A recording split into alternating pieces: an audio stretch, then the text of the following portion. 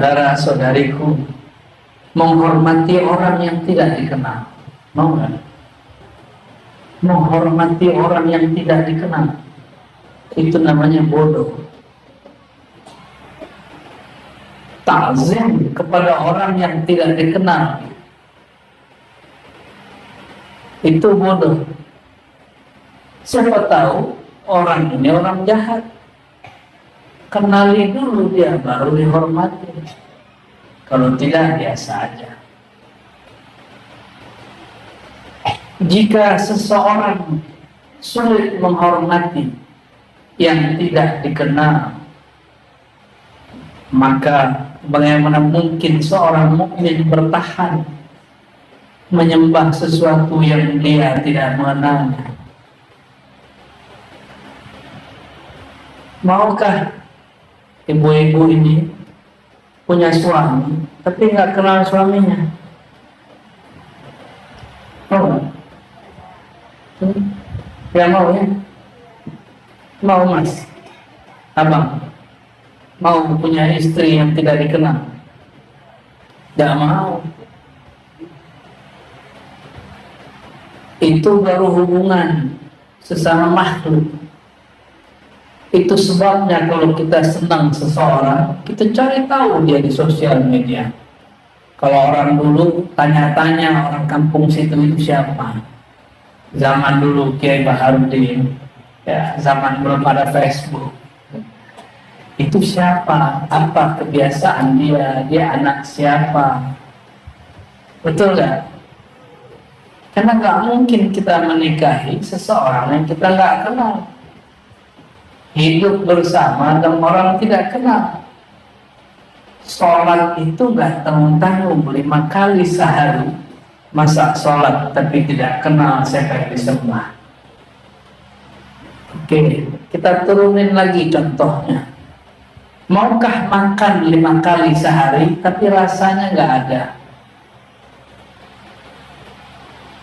Makan contoh Makassar tapi tidak ada garamnya, tidak ada sambalnya, tidak ada bawangnya, bentuknya sama, dagingnya bagus, santannya kental, tapi tidak ada garamnya. Mau? Ada yang tahan? Saya yakin orang Makassar bisa-bisa piringnya berputar. Kita tidak tahan, kita marah-marah ketika hidangan ini tidak sesuai dengan yang kita mau. Itulah sebabnya kenapa orang tidak kenal Allah suka marah-marah.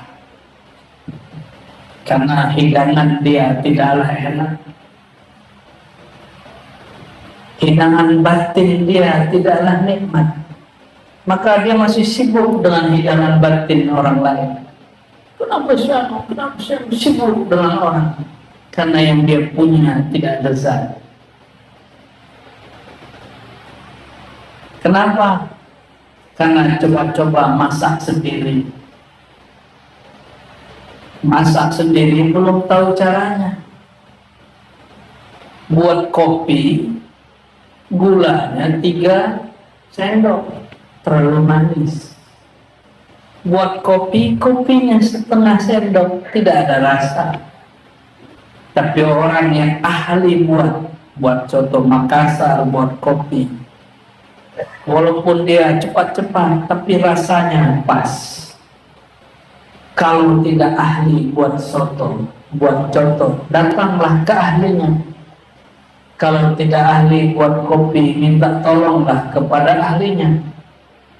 Pahamkah maksud saya? Apa maksud saya? Az-zikru qutul qulub. Begitu perkataan Imam Abu Thalib Al-Makki. Zikir itu zikrullah yang menjadi ruhnya salat. Itu adalah makanannya hati. Betapa anehnya manusia jika makanan lidah ini mesti dimanjakan dengan bumbu-bumbu yang luar biasa. Bahkan didatangkan chef yang yang bersertifikat, yang punya pengalaman. Lalu bagaimanakah dia tidak memanjakan kalbunya, tidak mau datangi pakarnya, tidak mau mencicipi, cuma melihat, wow bagus ya, tapi tidak mencicipi. Itulah nasib orang yang ikut pengajian tapi tidak mau mengambil talqin dan zikir. Itulah orang yang datang ke pengajian tapi pulang dia tidak amalkan zikirnya.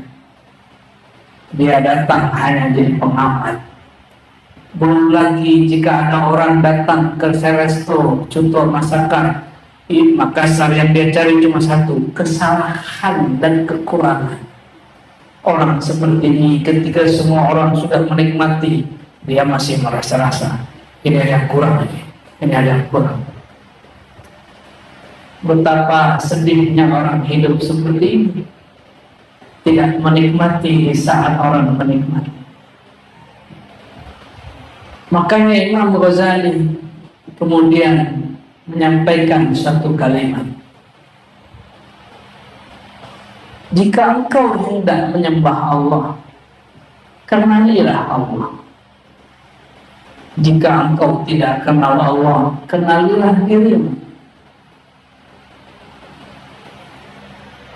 Lalu beliau kasih pertanyaan, yang disebut diri itu yang mana? Apakah tubuh yang bernama Ar-Razi Hashim ini yang sebenarnya diri? Apakah tubuh yang diberi gelar orang Kiai Haji, Abuya, Doktor, apakah itu yang disebut diri kita? Ataukah wakil rakyat disebut anggota? Apakah dosen disebut Pak Dosen? Apakah itu diri kita? Imam Ghazali keras mengatakan, itu dirimu yang dibunuh, bukan dirimu yang dapat menghadap kepada Allah Subhanahu wa ta'ala. Bukan fulan bin fulan itulah dirimu, tapi dirimu adalah yang ditiupkan ke dalam tubuh bumi ini. Betul, ini punya ini ya, punya nyawa ini, punya ruh kah? Orang bertanya di mana Allah, itu pertanyaan norak. Dirinya pun dia tidak kenal, lalu dia bertanya di mana Allah. Di manakah ruhmu? Ada yang tahu? Apakah di muka? Apakah di kepala? Apakah di tangan atau di kaki? Apakah di jantung? Apakah di paru-paru? Tidak. Ruh itu disebut dengan nama yang sesuai dengan Sahihul Ma'ad, Amrullah. Cuma di sini ada i-nya ya, Amrullah. Amrullah, Allah itu menyebut lahul khalqu, dia punya ciptaan, dia punya al-amru. Maka Allah bedakan ciptaannya dengan amrnya. Karena ciptaan dibagi, dibuka, sedangkan amrnya dirahasiakan. Kulir ruhu min amri Rabb. Katakanlah bahwa ruh yang ditiupkan kepada engkau itu amri Rabbi, itu urusan Tuhanku. Maka kalau ingin tahu rahasianya, menjadilah kekasihnya, menjadilah orang dekat dia, maka engkau akan diberi sedikit tetesan wa ma utitum minal ilmi illa qalila. Berkali-kali kita mendengar orang kaya konglomerat ketika dia berbagi, menurut dia sedikit, tapi bagi orang awam itu banyak. Benar kan?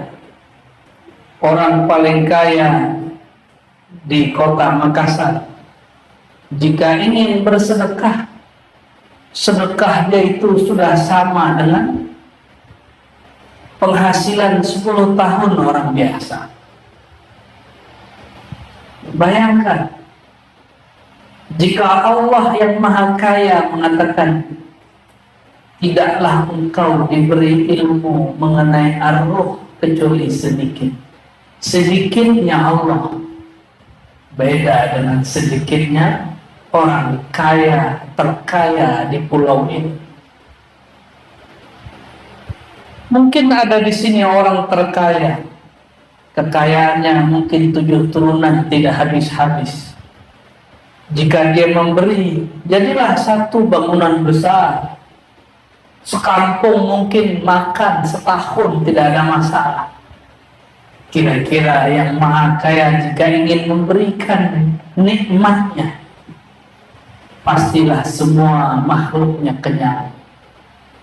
Maka al-qillah inda rabbil izzah, inda rabbina al-ghani al-mughni. Sedikit menurut Allah itu banyak menurut kita.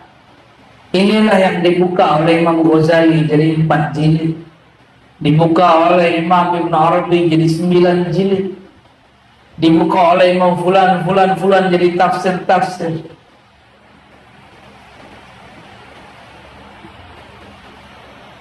Tapi ilmu ini berhak ada orang yang iri. Benarkah? Bukankah kita iri jika ada orang dapat rahasia? Bukankah kita cemburu jika ada orang dispesialkan oleh yang mulia? Irinya malaikat nur, ada irinya malaikat nar. Malaikat nur itulah malaikat barisan Sayyidina Jibril. Irinya dia masih sujud. Malaikat ini dan dikatakan, kenapa perlu aku sujud? Ternyata ini ketika Iblis mengatakan khalaqtahu min tin, engkau ciptakan dia dari tanah. Ini ilmu hakikat. Asal muasal kita dari tanah, tapi Azazil terhijab, terhalang. Dia hanya mengerti setengah manusia adalah tanah. Itu bashar. Kalau dapat separuh ilmu hakikat, khalaqtuhu min tin, aku ciptakan dia daripada tanah. Ini bab apa? Hakikat, tapi baru separuh. Kalau bab hakikat ini semua juga sudah tahu, Iblis pun tahu. Maka semua ulama juga akan terima wa nafakhtu fihi min ruhi. Lalu aku tiupkan kepadanya rohku. Rohku bukan zatku. Beda. Bukan zat Allah masuk kepada kita. Tiupanku. Maka ruhi ay ruhul wa ismu ruhillahi ahad. Jadi siapakah yang ditiupkan ke dalam diri kita? Itu sebagian dari hembusannya ruh Allah bernama Ahmad, bukan ruh Ahad. Inilah kekeliruan sebagian orang belajar hakikat. Ketika dia mengatakan di dalam diriku ada Tuhan, karena rohku adalah rohnya Allah, dia tidak paham. Ruhullah di situ namanya Ahmad, bukan Ruhullah bernama Ahad. Maka ada namanya Haikal Ma'arif, Ahad Zatullah, Ahmad Ruhullah, Muhammad Habib.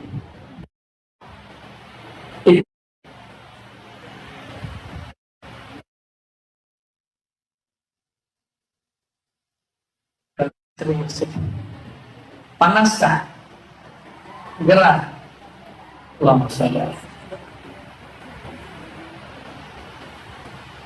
Jadi dari manakah kita mengenal diri? Pertama, nih jalan pertama mengenal diri, 2 saja. Ini ringkasan dari kajian hakikat.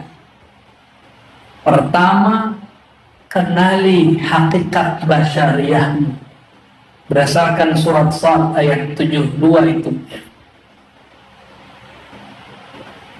Inni khaliqun basaran min tin.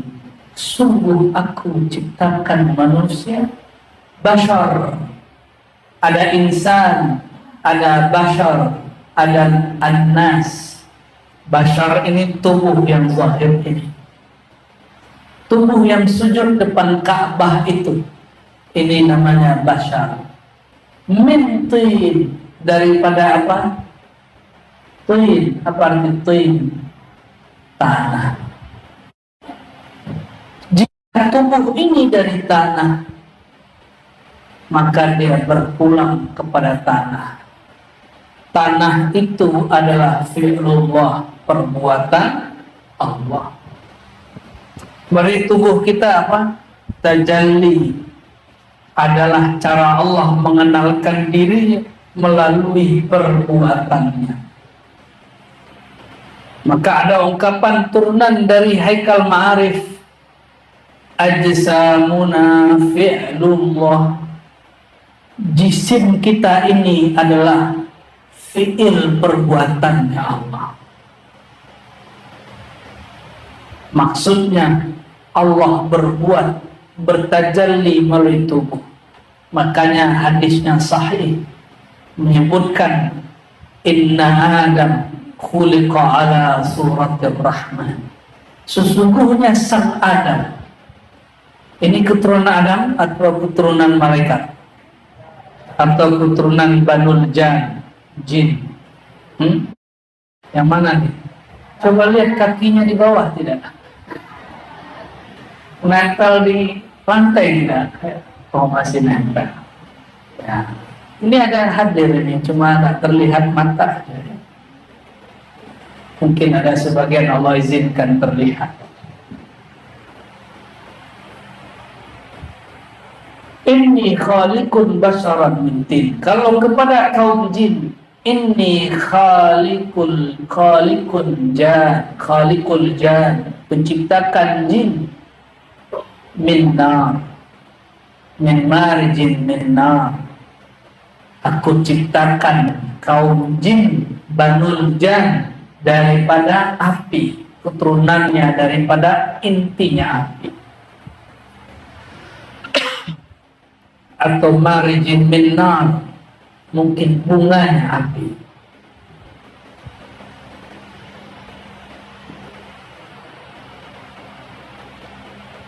Kalau sudah tahu bahwa diri ini adalah dari tanah, tanah adalah perbuatan Allah. Jika kita menyembah, nah inilah pertanyaan Kiai Dr. Haji Amirullah. Ada guru berkata begini, kata beliau, menurut Buya gimana? Beliau ini ngetes saya. Al-abid wal ma'bud wahid. Nah, ini kan mengerikan ini. Ya. Ini mesti dikoreksi. Ya. Kalau orang salah paham kalimat ini, al-abid wal ma'bud wahid. Beliau lagi ngecek ini Rozi ini masuk yang mana nih? Ya. Terima kasih. Ya, itu penting ditanyakan. Al-abid yang menyembah dan yang disembah satu. Bahaya ini. Dulu waktu saya kecil, guru kami Abuya Malik Marajo An-Naqsyabandi As-Samani Al-Muhammadi juga, karena Samani itu Al-Muhammadi. Apa kata beliau? Ada masa nanti satu makom engkau tidak sadar siapakah yang sedang sujud, siapakah yang sedang menyembah. Entah dia yang menyembah engkau, entah engkau menyembah dirinya. Waduh, saya besok langsung lapor sama mursyid saya yang tertua, Abuya Hasan Basri. Ini guru muda namanya Abuya Malik Marajo, sedang berkalam malam tadi. Entah hamba, entah Tuhan yang menyembah hamba, entah hamba yang menyembah Tuhan, ataukah dia dan dia satu. Tapi harapan saya apa? Beliau marah dan bilang, beliau paling marah itu orang kafir zindik. Itu yang saya harapkan. Ternyata ada murid yang suka memprovokasi guru supaya gurunya marah-marah dan mengkafirkan orang. Hati-hati, itu masa lalu kami. Itu masa lalu kami.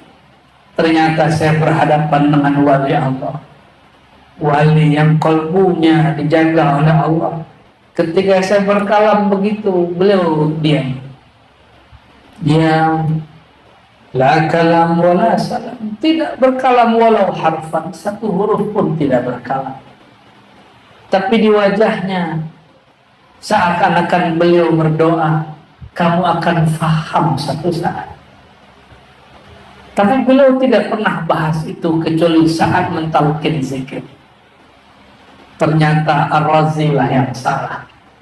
Ar-Razi tidak faham bab namanya tajalli dan hairan. Seperti dulu Ibnu Taimiyah tidak faham kitab Futuhat Al-Makkiyah. Al-Futuhat Al-Makkiyah dimulai dengan satu bab, bukan bab juga, satu muqaddimah. Muqaddimah babul hairah, makom hairan. Makom hairan ini bukan makom akidah, maka ahli akidah tidak pantas menghukuminya. Juga bukan makom ahli fikih, maka ahli fikih lebih baik diam, tidak mengomentarinya. Ini makom rohani, bab dan rasa, maka hukum fikih tidak berlaku padanya. Hukum akidah tidak bekerja jika di i'rab disebut la mahalla lahu fil i'rab. Betul bagaimana? Karena tidak nyambung. Oleh Imam Ghazali disebut epistemologi, ini beda ilmu, maka jangan samakan walaupun sama istilah. Dokter beda cara pandangnya dengan yang sering berdebat sama yang buat obatnya apa? Apoteker, bener Pak Dokter ya? Pak Dokter namanya nama pesantren ternyata ya. Diambil jadi nama pesantren, dokter ilmu yakin. Sering berdebatkah dokter dengan ahli farmasi, apoteker? Sering. Kenapa? Cara pandangnya beda. Jadi kalau ahli fikih kemudian bilang itu murtad, ahli akidah mengatakan itu zindik, wajar karena mereka tidak merasakan. Kita kiai. Tapi saya bersyukur di sini ketua-ketua ulamanya orang-orang tarekat. Tarekatnya paling unik. Tarekat Al-Muhammadi Al-Idrisi yang imamnya langsung ngambil dari rohani Rasulullah SAW. Yang mana banyak hari ini mursyid-mursyid tidak percaya.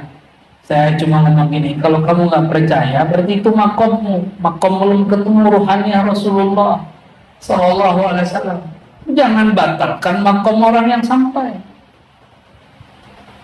Untung saya tidak ngomong, berhenti aja kau jadi mursyid. Dulu kita begitu Pak Kiai, sekarang sudah tongkat. Itu babul jalal, sekarang babul jamal. Lalu apa maksud tadi? Al-abid wal ma'bud wahid. Ini baru bab basyarat, kita belum masuk bab amrullah. Al-abid wal ma'bud wahid. Dalam ilmu zauq itu ilmu zauq rasa, bukan ilmu akidah. Dalam ilmu akidah yang menyembah hamba yang disembah Rabb, Allah pencipta. Hubungan kita dan Allah, hubungan hamba yang dicipta, Allah yang mencipta, itu ilmu akidah. Dalam ilmu tasawuf, ilmu hakikat, hubungan kita dan Allah lebih mesra dari hubungan Tuhan dan hambanya. Hubungannya adalah hubungan pelaku dan perbuatan yang dia lakukan. Apakah fi'il perbuatan kita itu kita atau berlainan? Lain, tapi dia tidak ada tanpa pelakunya.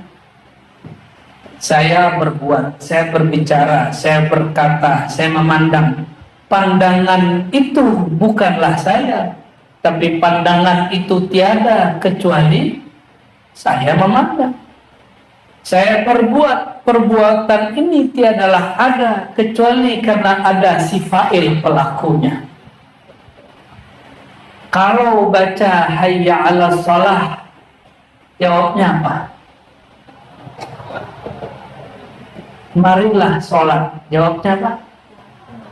Tidak ada daya untuk sholat, tidak ada daya untuk ruku, sujud kecuali dengan Allah. Billah, inilah hijab antara hamba dan Allah. Billah, huruf ba. Ini namanya al-ba, ba fi'lillah. Ba yang menunjukkan perbuatan Allah. Maka di saat Allah berkehendak siapa sholat, maka dia sholatlah. Tapi siapakah yang sholat saat itu? Kembalinya kesadaran si hamba dari perbuatan dia kepada perbuatan Allah, bahwa yang menggerakkan aku ruku tiadalah kecuali Allah. Maka dia pulangkan, ya Allah, wajjahtu wajhiya lilladzi fataras samawati wal ard. Di ujung inna salati wa nusuki wa mahyaya wa mati lillah. Itu namanya berpulang. Pulangnya fi'il kepada fa'ilnya, pulangnya perbuatan kepada yang menciptanya, pelakunya. Sudahkah sholatnya seperti itu? Kita kemudian merasakan, ya Allah, ini gerak, Engkau juga yang menggerakkan. Ini takbir, Engkau juga yang membesarkan. Ini rukuk sujud, Engkau juga yang memberikan daya dan upaya. Itu namanya hamba berpulang. Barulah sholat begini diangkat ke langit. Maka orang begini nggak sempat lagi aku khusyuk atau tidak, nggak sempat mikir lagi. Kenapa? Hatta khusyuk pun telah berpulang. Jadi ini baru masuk bab fi'il, belum sifat, belum zat, belum asma. Ketika berpulangnya fi'il, adanya kesadaran hamba, saya sadar ketika saya sholat ini bukanlah Allah yang sholat, bukan, tapi perbuatan ini, sholat ini adalah perbuatannya Allah.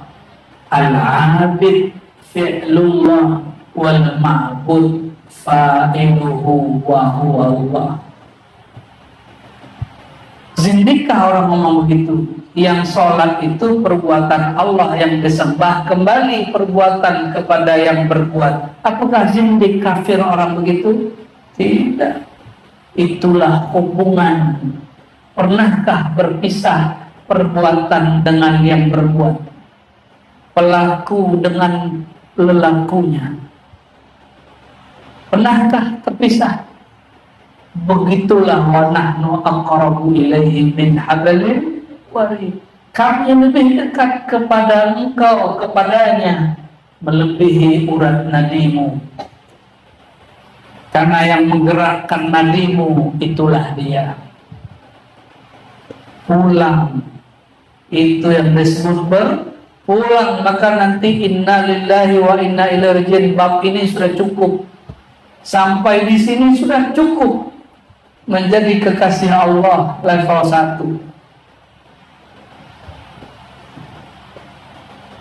Semoga Allah berikan kesadaran itu. Jadi kalau sebelum sholat, kata Sayyidina Nabi SAW, sallu kama ra'aitumuni usalli. Ini langsung silakan diamalkan nanti.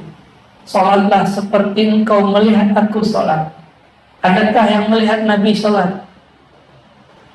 Maka etikatkan guru kita di depan yang bersambung kolbunya kepada kolbu Rasulullah SAW. Lalu baca salam kepada Rasulullah. Assalamualaikum ya Rasulullah. Hadirkan dia di depan, seakan-akan dia imam kita, baru kita bertakbir. Di saat itu barulah lebur perbuatan kita dalam perbuatan Allah Subhanahu wa ta'ala. Nanti hilanglah banyak pikiran, yang muncul hanya rasa. Jadi kapan khusyuk itu berat? Kalau difikirkan. Kapan khusyuk itu tidak lagi terfikirkan? Kalau rasa sudah ada. Jadi kalau ada orang bertanya, ilmu ma'rifat itu sulit, ya karena kamu pikirkan. Kan la tatafakkaru fi zatillah. Jangan pernah pikirkan zat Allah. Dari tadi saya ngajar nggak pakai pikiran, saya mengajar pakai rasa. Yang kata orang ini berat, ini tidak jadi berat.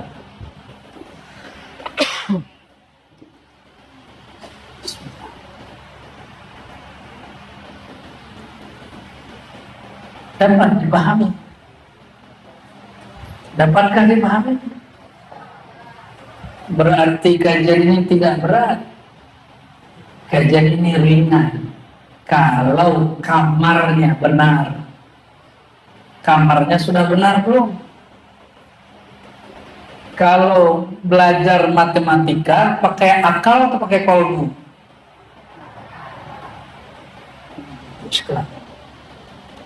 Kalau belajar matematika pakai kolbu, nangis. Subhanallah. Kalau belajar akidah pakai kolbu atau pakai akal? Belajar akidah pakai akal. Belajar fikih pakai akal dan tubuh. Kalau belajar fikih pakai kolbu, baru niat sudah nangis. Saya ngaji niat nangis, Pak. Makanya saya nggak berani ngajar fikih, kecuali nanti sudah dikuatkan Allah. Kalaupun saya ngajar fikih, kita alihkan pakai bahasa Arab. Jadi ada beberapa santri datang, saya ngomong bahasa Arab, biar nggak berasa amat. Ya. Lain. Imam Ghazali mengatakan dulu ilmu fikih dan tasawuf itu satu, disebut ulumuddin. Al-fiqhu, ilmu fikih itu dulu ad-din, gabung semua. Allahumma shalli ala sayyidina. Nah, itu baru bab fiqh. Mudahkah? Mudah. Itu thariqah pertama. Apa thariqah pertama? Tadi itu namanya apa? Yang barusan itu namanya apa? Bingung ya? Nggak usah takut salah. Apa namanya yang barusan itu? Thariqah inna lillahi wa inna ilaihi raji'un. Nah, kita aja thariqahnya susah amat. Berpulangnya fitil perbuatan kepada yang berbuat. Itu sebabnya dalam kitab hikam, kitab favoritnya beliau Kiai Haji Baharuddin, ada kalam dari Ibnu Athaillah. Kalau engkau sudah paham begitu, masih pantaskah engkau minta pahala? Kalau engkau sudah paham bahwa sholatmu itu sebenarnya adalah kemuliaan Allah yang Allah tampakkan pada dirimu, maka cukuplah Allah menyebut sholat itu sholatmu sebagai hadiah dan ganjaran. Wa fi sholatihim khashi'un. Allah katakan sholatihim, sholat kamu, sholat mereka. Allah tidak bilang itu perbuatanku, padahal itu perbuatan dia. Ada Imam Ta'ala, cukuplah perbuatannya dijadikan sebagai perbuatan dia. Sholat itu perbuatan dia jadikan sebagai amalmu. Cukup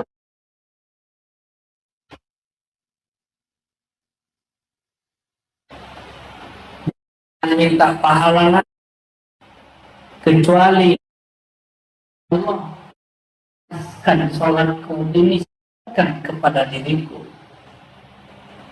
Itulah kenapa taqabbal minna salatana. Ya Allah, mohon terima salatku ini menjadi salat sebagai perbuatanmu.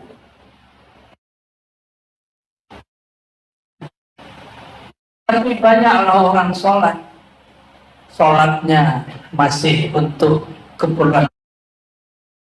Banyaklah orang haji umroh, ini kan banyak yang bawa umroh ini haji. Coba tanyalah, lihatlah orang-orang jamaah di depan multazam, apa yang dia minta? Ya Allah, perusahaanku sedang mendaftar di kementerian tapi belum lolos izin tambang. Ya Allah, depan multazam ingatnya masih dunia, di tempat suci masih ingat yang hina. Hina bukan? Di depan multazam dia bisa ingat, mohon maaf Pak Caleg, Pak Anggota Dewan, Pak Ketua, Pak Wakil Ketua, Wakil Rakyat. Nyampe di multazam kok masih minta? Gak usah, gak pantas. Ini tempat suci. Di tempat suci jangan sebut-sebut benda yang tidak suci. Yang katanya itu tempat bentuk minta, ada yang pantas diminta di tempat suci, yang pantas di tempat suci minta yang suci-suci. Secara fikih boleh, minta mobil boleh, minta jadi anggota dewan boleh, mau jadi gubernur boleh, mau jadi terserah. Tapi tambahkan di belakang, ya Allah, jika ridhamu ada, aku mendapatkan hal ini, hal itu, hal ini, hal itu, sebutkan. Jika di dalam keridhaanmu ada, maka mudahkan urusanku. Dulukan ridhonya, jangan dulukan nafsu kita. Bagi Allah dunia itu mudah dan hina. Pantaskah sesuatu hina dilaporkan, dibawa ke tempat yang suci? Ya, mohon maaf jika ada yang tersungging, tapi saya yakin setelah ini tidak akan lagi membawa itu ke tempat suci. Itu sebabnya Allah sudah tulis di Quran, ini orang banyak lupa. Wa minan nas yaqulu rabbana atina fid dunya hasanah wa ma lahu fil akhirati min khalaq. Banyak orang doa, ya Allah, dunia kami, dunia kami, dunia kami, dunia kami, bisnis kami, urusan kami, dan dia lupa urusan akhiratnya. Jadi boleh doa di situ, boleh, tapi leburkan dalam ridha Allah, leburkan dalam akhiratmu. Jika ini baik untuk akhiratku, ya Allah, mudahkan. Baru pantas berdoa di situ. Baru dibersihkan Allah kehinaan dunia yang kita sebut.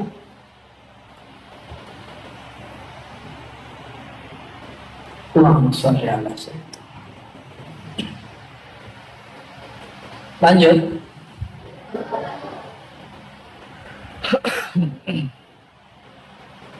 Jadi itu thariqah inna lillah wa inna ilaihi atau boleh juga disebut raddul fi'li ila fa'ilihi, mengembalikan fi'il kepada fa'ilnya, mengembalikan perbuatan kepada yang punya. Saya mau tanya Bapak Ibu yang bersedekah, harta itu milik kita secara hakikat atau milik Allah? Lalu kalau kita sedekah, itu kan punya Allah, pantaskah minta pahala? Kan punya Allah. Pantaskah saya pinjam duit dari Kiai Najamuddin. Pak Kiai, Pak Ketua, pinjamkan saya duit 1 M, misal. Setelah saya pinjam, atau nggak usah pinjam duit, pinjamkan saya mobil. Setelah saya pinjam, saya bilang, Pak Kiai, mana jasa saya sudah meminjam? Mana upahnya? Itu orang jahil atau orang alim? Betapa jahilnya seorang hamba. Dia minta balasan dari sesuatu yang dia tidak punya. Secara ilmu hakikat. Yang dibawakan ilmu hakikat. Orang yang meninggal nggak sholat lagi. Dia kalau sholat hakikat. Orang meninggal nggak zakat lagi. Dia cuma zakat hakikat. Makanya alam ini namanya alam taklif. Mutu qabla tamutu. Ini bukan hadis Nabi. Ini perkataan Sayyidina Umar. Matikan dirimu sebelum mati. Hukumkan dirimu secara hakikat itu sudah mati. Sehingga kamu paham ketika kamu mati nanti yang dipakai cuma hukum ma'rifat, hukum ta'rif, bukan hukum taklif. Ta'rif itu bermakrifat, taklif itu beban. Apa hukumnya ini Ustaz? Apakah ini berpahala Ustaz? Apa faedahnya ini Ustaz? Kalau saya baca zikir ini apakah lancar usaha Ustaz? Itu taklif. Mau sampai kapan begitu? Ini sudah akhir zaman. Ini sudah akhir zaman. Tubuh kita sudah mulai, ada yang mulai dewasa, remaja, menua. Mau sampai kapan tidak menyadari apa yang dia beri? Jadi kira-kira gimana? Saya pinjam mobil ke Pak Kiai Najamuddin, Pak Ketua, pinjamkan saya mobil. Setelah 3 hari saya bilang, Pak Ketua, saya sudah pakai 3 hari, saya sudah mandikan, saya kembalikan. Mana upahnya 1 hari, 2 hari, 3 hari? Orang begitu fahuwal jahil. Harta dititipkan Allah, wa mimma razaqna, di antara yang kami rezekikan kepada mereka. Lillahi ma fis samawati wal ard, milik Allah apa yang di langit, apa yang di bumi. Tubuh ini milik Allah, harta itu milik Allah. Allah titip, Allah cuma menitip. Apa kata Allah?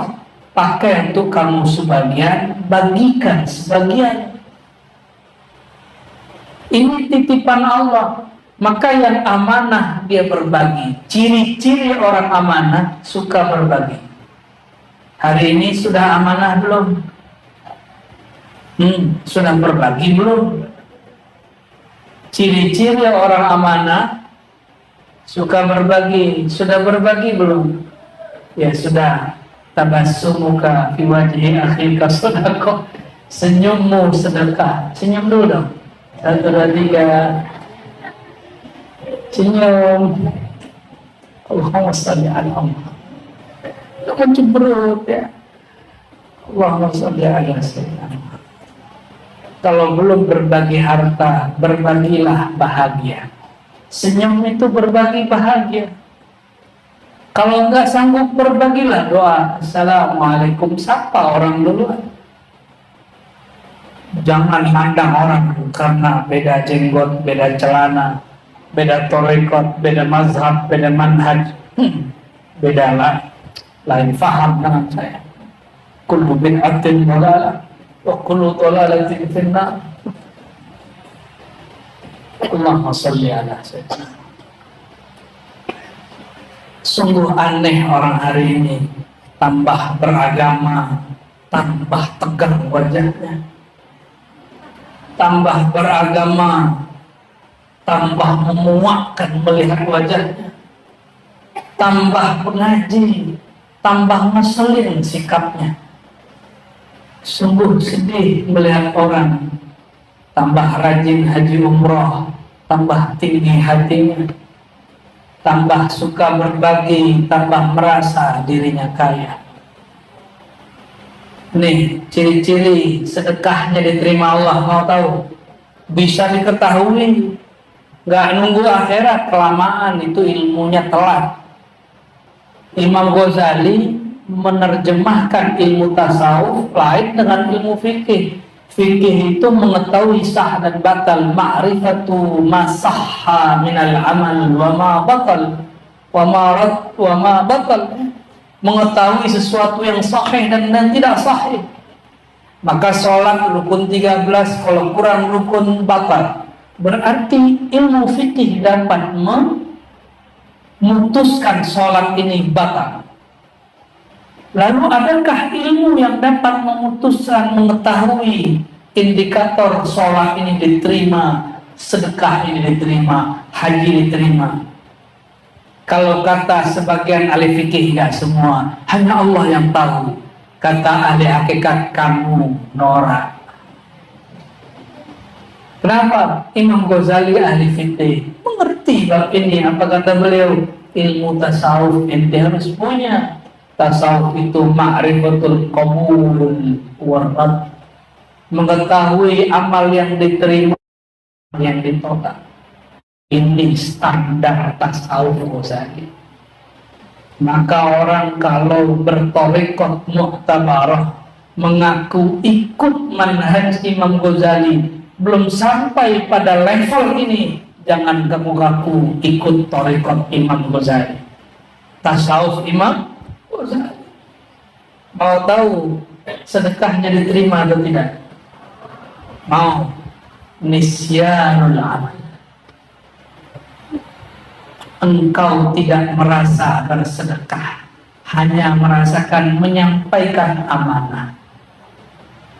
Kalau begitu, nanti tidak disapa oleh orang yang diberi, tidak tersinggung. Ciri-ciri sedekahnya tidak diterima, hadiahnya ditolak Allah. Nanti yang diberi lupa menyapa. Apa kata dia?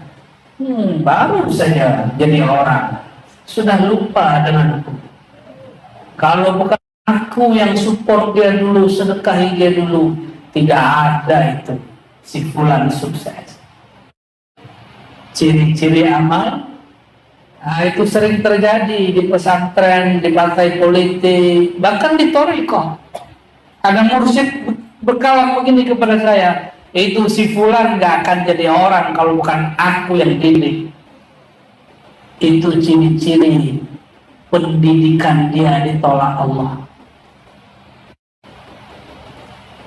Apa kata seorang partai politik, aktivis partai politik kepada saya, itu yang jadi gubernur sekarang itu. Dulu makan sisaku itu. Kalau bukan aku yang bimbing dia, gampar dia nggak jadi gubernur. Sekarang lupa kebenaran. Kata yang bangun masjid, aduh kurang ajarnya pengurus masjid yang baru. Masa dia tidak kenal kepada Pak Haji Fulan bin Fulan? Kalau bukan karena saya nih Pak Haji ini, tidak jadilah masjid ini. Gaya benar. Itu kalau saya bisa ambil mulutnya, saya ambil mulutnya itu. Karena sayang kepada dia. Jangan mengatakan sesuatu yang kita tidak tahu. Jadi apa ciri-ciri sedekah diterima? Kita lupa kalau sudah bersedekah, kita lupakan itu. Ciri-ciri yang khidmat ke Thariqah Al-Muhammadiyah. Tim khidmat kan banyak dari kemarin, lelah, capek, saya lihat wajahnya ngantuk-ngantuk ya. Udah masuk angin, pegang punggungnya, gitu. Langsung pakai, pegang punggungnya langsung, saya kira jin yang keluar. Menemani kita dari kemarin, Masya Allah. Hati-hati, ciri-ciri hikmat tidak diterima, Anda merasa telah berjasa. Lupakan itu. Cukup katakan, Terima kasih ya Allah, izinkan aku berkhidmat. Karena izin Allah lah kita berkhidmat. Karena izin dan semua anugerah dari Allah lah Bapak Ibu, Pak Haji ini, Bu Haji ini bersedekah. Begitu juga kepada para guru, termasuk Al-Fakir, hamba Allah yang lemah ini. Bisa bicara ilmu-ilmu berat kata orang, dan menjadi tidak berat bukan karena pintarnya Allah, tapi pintar dipintarkan, alim dialimkan. Jadi kalau orang tanya, apakah orang si orang alim? Tidak, saya cuma dialimkan. Hanya diberitahu. Dulu lahir saya tidak tahu ilmu ini, lalu diberitahu melalui guru-guru. Falaula masyaikhuna ma'arafna. Kalau bukan karena guru-guru mulia, kita juga tidak tahu. Maka tiada arazi kecuali cuma kuku-kuku dari para guru. Bahkan saya ini tidak lebih mulia dari kukunya mursyid saya, masyaikh saya. Ini baru sedikit ilmu mereka yang kita buka. Man arafa nafsahu faqad arafa rabbahu. Siapa yang kenal bahwa perbuatan dirinya adalah perbuatan Allah, maka dia akan malu menisbatkan yang tidak pantas kepada Allah. Kalau salah, jangan coba-coba kaitkan dengan Allah. Karena hubungan ini hubungan rasa, dan rasa itu yang membuat kita menghormati orang. Kenapa orang Bugis kalau acara pernikahan lalu bawa-bawaannya banyak? Karena rasa. Untungnya ada yang sudah mau membelah rasa, ya. Bapak Ibu yang makan Allah, man arafa nafsahu faqad arafa rabb. Ini kalam yang menjadi kitab berjilid-jilid. Siapa yang kenal diri, dia akan kenal asal muasal diri, yaitu diri sejati yang menyebut dirinya Zatullah. Oleh ulama ahlul haqiqah kena bingung lagi istilahnya disebut Zatul Buhti. Zatul Buht bukanlah nama, itu hanya istilah. Zat yang tidak dapat dibayangkan. Kenapa? Membayangkan pakai pikiran. Oleh karena itu thariqah, metode pertama, thariqat kembali, inna lillahi wa inna ilaihi raji'un. Jadi nanti kalau sedekah, kembalikan, ya Allah, ini hartamu, aku kembalikan kepada hamba. Kenapa wakaf itu menjadi spesial? Karena wakaf itu mutlak semua. Wakaf lillah. Berbeda dengan sedekah. Karena wakaf berhenti pada Allah. Sungguh sayang, ada orang tua berwakaf, ahli warisnya pura-pura tidak tahu. Itu anak celaka dunia akhirat. Karena harta untuk Allah dia perjualbelikan. Na'udzubillah min dzalik. Oh, tidak ada suratnya. Dulu tidak ada surat, cukup pakai kalam dan saksi. Orang nikah dulu juga nggak pakai surat. Orang nikah dulu hanya pakai saksi. Mau diteruskan kah? Tapi sayanya yang sudah mulai, sayanya mulai bosan.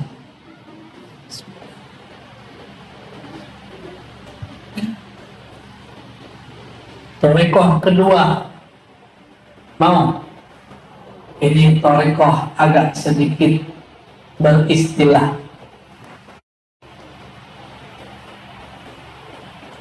Inilah yang disebut dengan thariqat Nur Sayyidina Muhammad sallallahu alaihi wasallam. Apakah yang dimaksud thariqat Nur Sayyidina Muhammad sallallahu alaihi wasallam? Inilah yang dulu disebut oleh Syekh Abdul Samad Al-Falibani, Syekh Muhammad Arsyad Al-Banjari, Syekh Muhammad Nafis Al-Banjari, Syekh Daud Fatani, Tok kenali. Apa kata mereka? Syekh Burhanuddin As-Sattani, begitu Syekh Yusuf Al-Makassari. Apa thariqah mereka? Ini manhaj, apapun nama thariqahnya, manhajnya sama. Ketika bersaksi, saksi mata pakai fisik, saksi kolbu dengan getaran kolbu, saksi roh dengan musyahadah, dengan memandang. Maka rasa itu adalah alat bersaksi. Rasa itu alat bersaksi. Thariqat Nur Muhammad SAW itu thariqat al-zawqi. Hampir mirip dengan yang pertama, tapi bedanya yang pertama kembalikan fi'il kepada fa'il, perbuatan kepada Allah yang berbuat. Kalau thariqat ini sedikit lebih indah. Thariqat Nur, kalau tadi thariqatnya jalan, yang sekarang thariqatnya jamal. Jalal langsung karam pada keagungan Allah. Sedangkan yang kedua dalam keindahan Allah. Keindahan Sayyidina Muhammad SAW. Thariqat Nur Muhammad SAW adalah engkau menyatakan dirimu, tubuhmu, nyawamu, darahmu, tulangmu, kulitmu, rambutmu, sekujur tubuhmu, semua yang ada pada dirimu dicipta berasal dari Nur Muhammad sallallahu alaihi wasallam. Kita pandang diri, ya Allah, aku bersaksi, aku pandang tubuhku, aku pandang nyawaku, aku pandang diriku, aku pandang tulangku, sumsumku, dagingku, darahku yang mengalir, jantungku yang melompakkan, paruku yang bernafas, kulitku, rambutku, semuanya berasal dari nur Allah, Nur Muhammad sallallahu alaihi wasallam. Mau ikuti? Mau coba? Oke, coba. Pegang tangannya di dada, pejam matanya semua. Letakkan apapun yang mengganggu kita.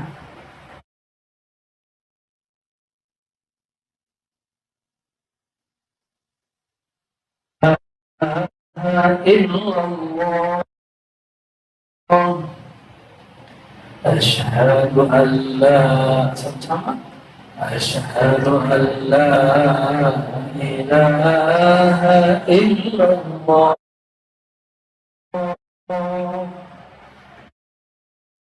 Anna Muhammadan Rasulullah. Ya Allah, ya Allah, dan ku bersaksi, aku menyaksikan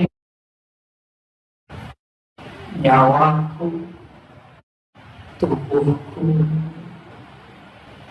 tulang, darah, kulit, dari ubun-ubunku sampai ujung kakiku, semuanya dari nur Engkau ya Allah, dari Nurullah, Nur Muhammad, Nurullah.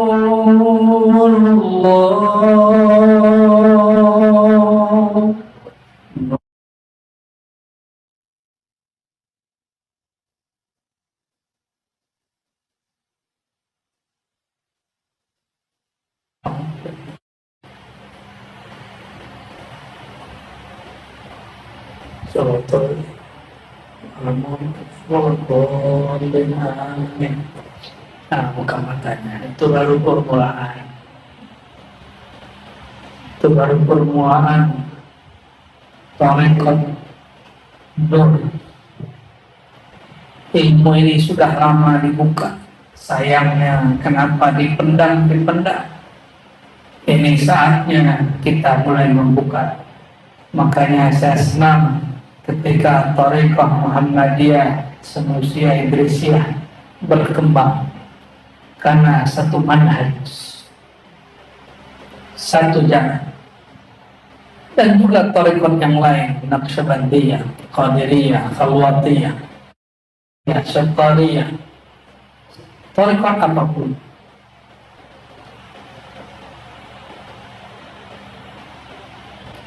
Bacalah itu pagi hari, sore hari, perpindahan waktu dan perpindahan alam dari alam jaga ke alam tidur. Sebelum tidur bacalah itu. Mau mengamalkan? Silakan, saya ijazahkan. Ajar sebelum. Ini syahadat, ini paling besar, paling dasar. Jika dasar ini tidak dibuka dibagi, syahadat kita tidak akan pernah berbuah. Tapi di atas ini ada lagi syahadat yang lain. Jangan senang dulu. Ini baru 2 tarekat, sedangkan tarekat itu sebanyak nafasnya makhluk. Ini baru ringkasan 2. Di atas itu ada lagi. Di atas itu ada lagi. Di dalam syahadat ada syahadat, di dalam syahadat ada syahadat, di dalam sir ada sir. Itulah Allah. Ma'rifatnya tak berujung. Kalau ada orang mengatakan saya sudah usul, ma'rifat sudah selesai, fashhadu annahu jahil. Yang mengatakan saya sudah usul, ilmu ini sudah selesai, ketahui itu orang jahil. Allah laisa kamitslihi syai', lam yakun lahu kufuwan ahad. Allah itu gak ada bandingnya, karena dia unlimited, tidak terbatas, ghair mahdud, tidak terbatas. Maka ilmu apapun tidak akan mampu menguasainya. Bal huwa muhitun bi kulli syai', justru dialah yang menguasai segala sesuatu. Itu tarekat jalan Nur Muhammad SAW. Jadi kalau badan sakit, nah, nggak usah mengeluh. Katakan, ya Allah, aku bersaksi, baca syahadat. Ini amalan saya. Ya, ini amalan saya. Cuma istri saya mendengarnya, saya mengeluh. Padahal saya bilang, istri saya bilang, kamu kenapa mengeluh? Enggak, saya lagi zikir. Tidak tahu. Dan saya katakan ini nikmat sekali.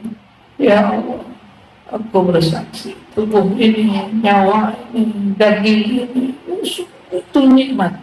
Sakit pun lezat. Badan terasa sakit, tapi kolbu terasa melayang. Kolbu kita terasa mendekat, terasa ditimang-timang oleh yang memegang kolbu. Bukankah Allah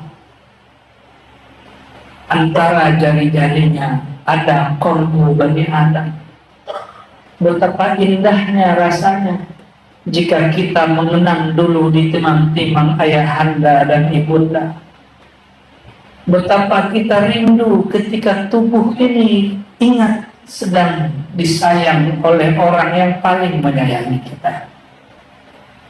Maka bernamalah Sayyidina Muhammad SAW Abul Arwah, bapaknya rohani. Maka Abul Ruh, Abar Ruh, itulah Sayyidina Muhammad SAW. Jika ruh sadar berpulang kepadanya, barulah air mata mengalir seperti seorang anak rindu kepada ayahnya. seperti seorang putri rindu kasih sayang ibundanya. Maka kalau mencari jalan, bukan torikot A, B, C, D.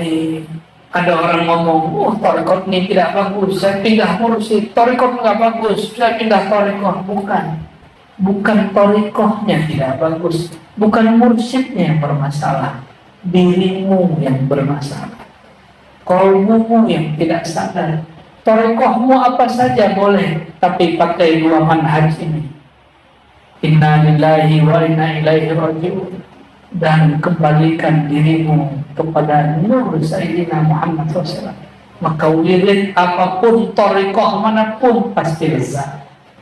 Itulah alasan kami kenapa saya dimanapun pergi tidak pernah mengajak orang baiat dan talqin kepada saya. Karena bagi kami adanya para mursyid itu pasarnya bumi. Ambil ilmu mereka selama mereka masih di bumi. Tidak mesti kepada kami.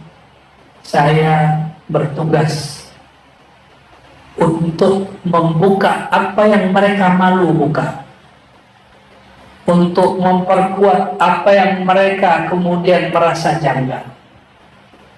Maka saya berdoa semoga dimanapun kami hadir, majelis-majelis tarekat, zawiyah-zawiyah, ribat-ribat, surau-surau suluk menjadi ramai. Amin ya rabbal alamin. Jadi para mursyid tidak usah khawatir, saya tidak akan ambil murid antum, nggak akan pernah saya ambil. Nggak usah khawatir, saya nggak perlu murid, saya sudah cukup dengan Allah Subhanahu Wa Taala. Saya sudah cukup, hasbunallah wa ni'mal wakil. Saya dan Allah sudah cukup. Jadi kalau ada orang iri, mungkin dia tidak paham apa yang kita maksud. Saudara-saudariku karena Allah, barangkali itu yang dapat saya sampaikan. Kalau diteruskan, takutnya hujan di dalam, di luar tidak ada hujan. Allahumma salli wa sallim wa barik ala Sayyidina Muhammad. Saya kembalikan kepada Pak Kiai, kepada moderator MC. Assalamualaikum warahmatullahi wabarakatuh.